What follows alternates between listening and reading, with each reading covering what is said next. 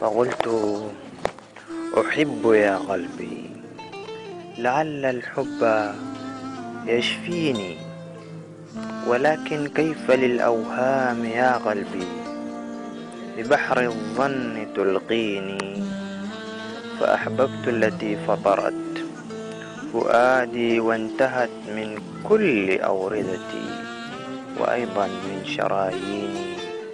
أعاتب في المساء نفسي وأبكيها، لعل فؤادها يحنو إلى مرضي فينجيني.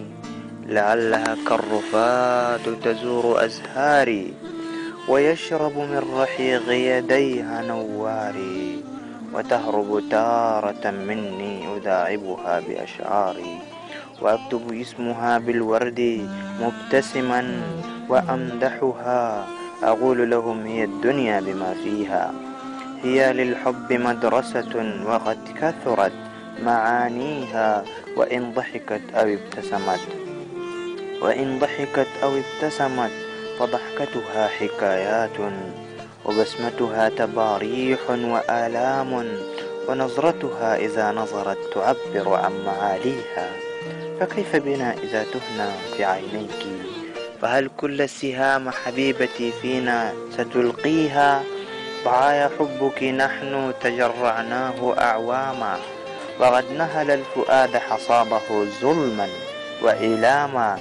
أما يكفيك هذا الحب من قلبي، وقد أعطيتك في الحب ما يكفيك أعواما. ذبحتيني وسرت وراء جسماني، فعرف الناس من شكلي بأني مت مشتاق، وأحزاني تكلمهم بأني أول العشاق. وأيام انتهت عمدا كومض البرق في الآفاق، سؤالا في ثنايا الفكر خلده الهوى فيني: لما في الأمس تكرهني وكل اليوم تبكيني؟ أجيبيني أجيبيني أجيبيني، وبعد اليوم لن أبكي، فقم يا وجد إكويني.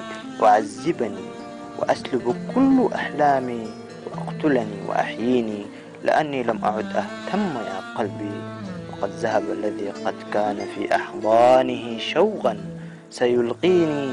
فصبرا أيها الوادي، سأتي في الدجى صادي، وأغمر كل ما فيك بألحاني وإنشادي، لأن أنا لا شيء يوصفني، فقلبي لم يعد يخفق، توقف منذ ميلادي.